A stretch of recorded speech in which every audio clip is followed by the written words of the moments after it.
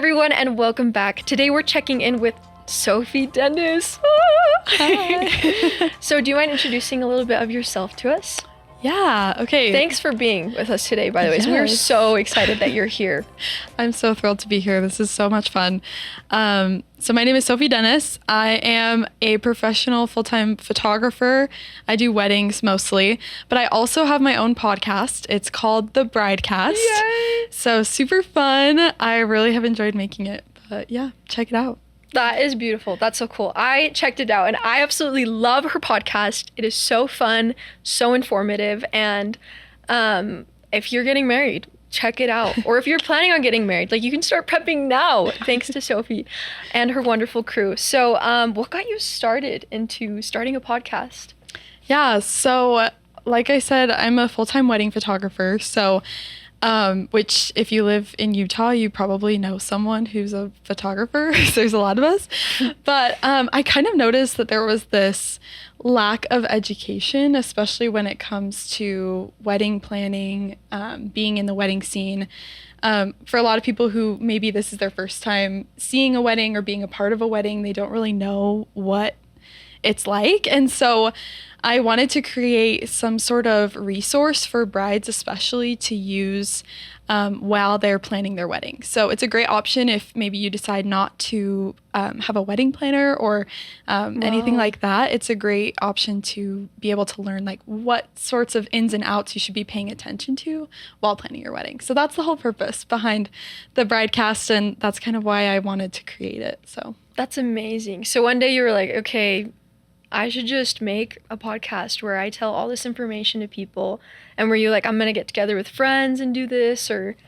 Yeah, so it's kind of, it kind of just happened. So I have been thinking about it for a while, and then fall semester of 2024, so last fall, I was in a class in the entrepreneurship program.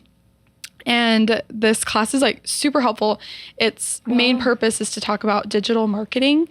And in the digital marketing class, they brought in a guy who like has his own podcast and all that sort of thing. He was talking about why he does a podcast and the benefits that come from that.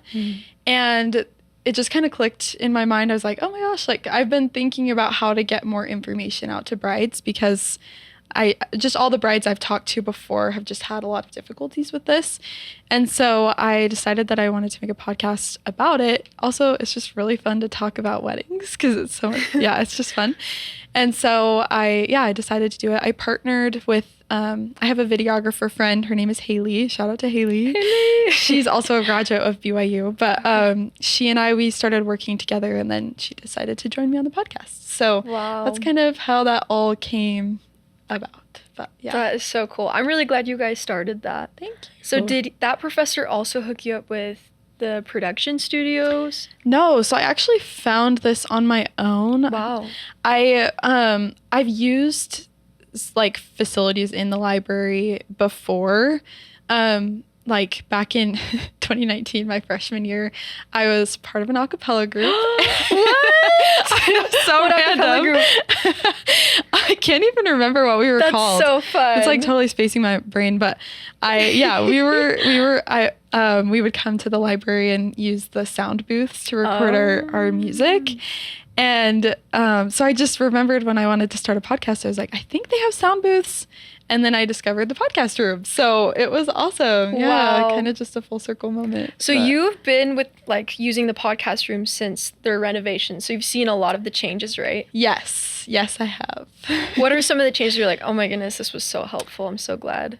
Well, one that actually I just realized as I was walking in here, they put like, there's like a big glass wall in front of the podcast room, and they put like a block on it, like half of it, which I think is so nice because for a very long time, like we'd be recording podcasts and people would just be like standing outside the glass wall, just like watching us. And I just remember thinking like, this is so weird. I'm like making eye contact with these people. But anyway, so that's really awesome. Yes. Also, I mean, just the equipment that they have in the podcast room is incredible. Like every time I go, it's super like user friendly, but it's also really high quality. So that's something that I get a lot of comments on from people who listen to my podcasts, is they just say like the audio quality is really good. Like it all sounds really seamless. So I'm very grateful for that. It's super easy and nice to use. So Wow. How did you learn how to start and use podcast equipment?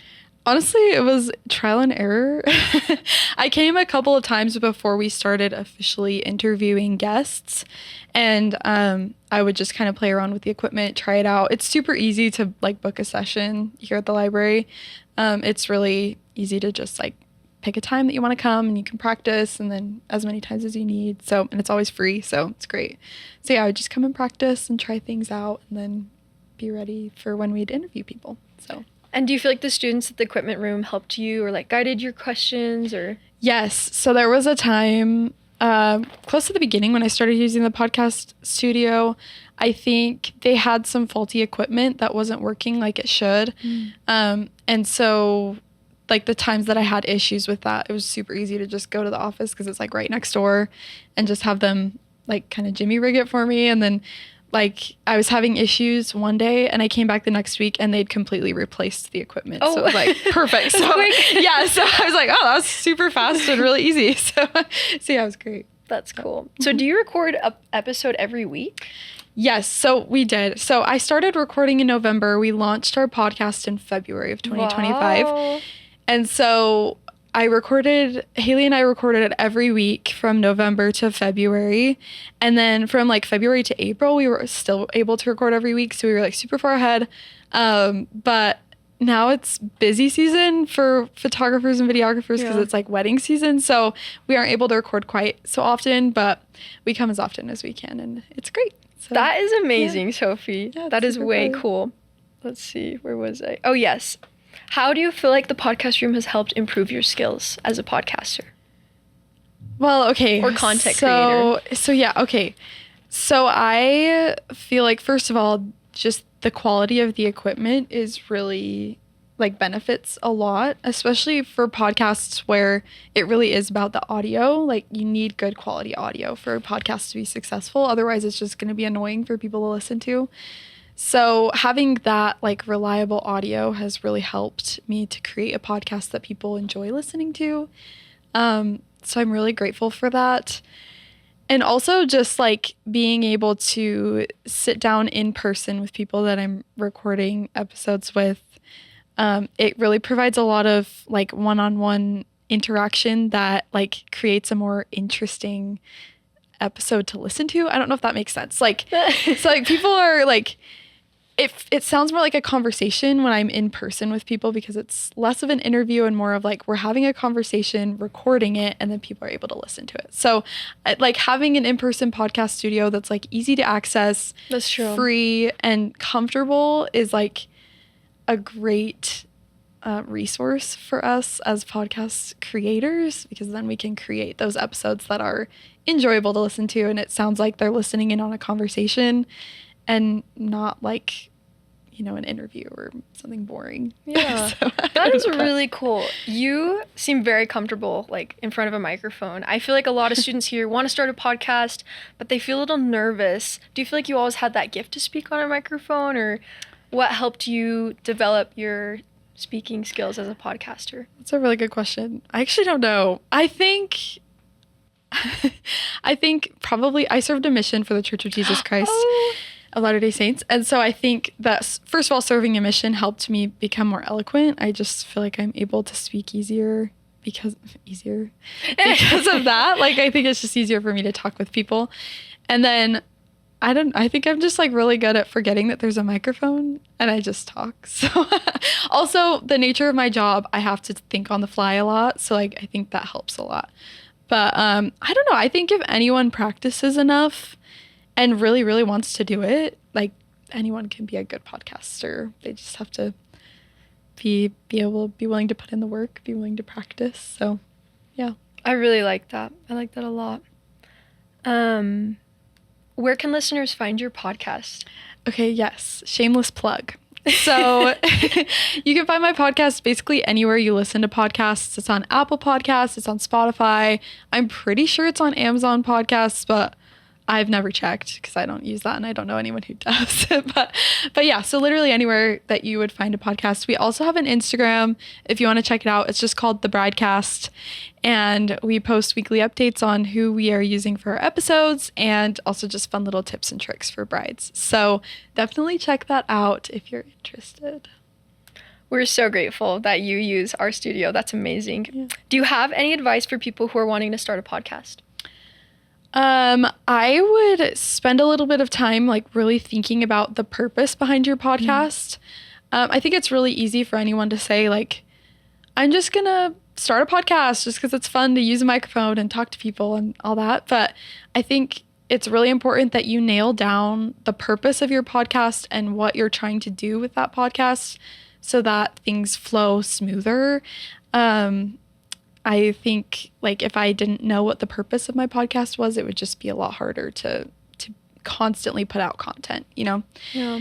And I would also say, like, honestly, I'm so grateful that we recorded so many episodes before we started our podcast, before we launched it. I think it just made it easier for us to be consistent with uploading. I heard this stat somewhere that a lot of people start podcasts, but they don't make it past 4 episodes. Oh, wow. And I don't know how accurate that is, but I think that a lot of that could have to do with both of those things, like not having a purpose and also just like not taking the time to record enough content before starting, and then things just get busy and it's just easier to stop. So, and podcasts are just slow growing in nature. So if you're not fully dedicated, then that might scare you. But, yeah. Do you feel like you have like a little family? yes, I do. It's always so fun to meet people who listen to the podcast. That's because way fun. it's like, oh, like that's so cute. I like to call our little group. I haven't really like pushed this, but I like to call our little group the bridal party. Like, Oh, 'cause that's we're all fun. just like part of the Bridecast. So yeah, but it's super fun. It feels like a family and a group. So and I'm grateful to Haley. She literally makes my life 10 times easier. So I would also recommend having a co-host because it's so much more fun. It's true. But- It is true. Yeah. Having a co-host is the best. Yes. That's way fun. I'm so grateful that you really care about the audience. And I know you're helping so many brides and so I many hope so. people that are excited about weddings or maybe wanting to go into photography as well and wanting to know how to better help their brides. And so you're doing a lot of good. Thank you. And then I want to ask, what general advice would you give to BYU students, especially incoming freshmen? Yeah. I think BYU has so much more to offer than anyone coming in is aware of. I mean, coming from high school, like my expectations for school were just like so low.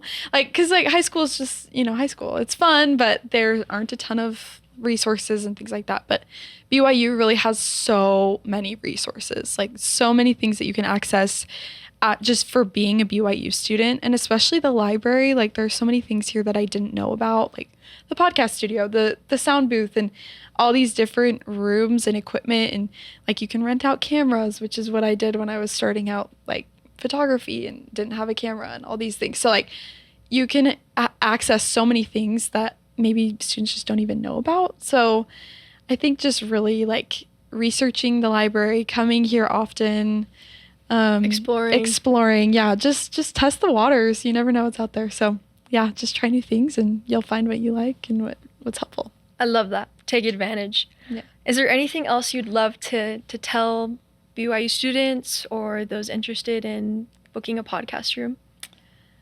Any last minute words? Last minute thoughts? I mean, just like I said before, like take advantage of BYU. We're so blessed to be in this school. I know like every school has its things, right? But BYU has so many good things about it that like you don't realize how good they are until you leave. So take advantage of BYU and the resources that it has. And ask if you do have questions. Like, don't be afraid to ask. Everyone's been in your shoes where we don't know what's going on. So it's okay to like not know, but just seek those answers from the people around you. And there are plenty of people here to help. So yeah, BYU's the best. I love it. Thank you, Sophie, for checking in with us. We are so grateful for you. Yeah, of course. Thanks for having me. Guys, make sure to check out Sophie's wonderful podcast, The Bridecast. And Make sure to book a podcast room if you're interested in starting a podcast. Thanks for watching, and we'll see you next time.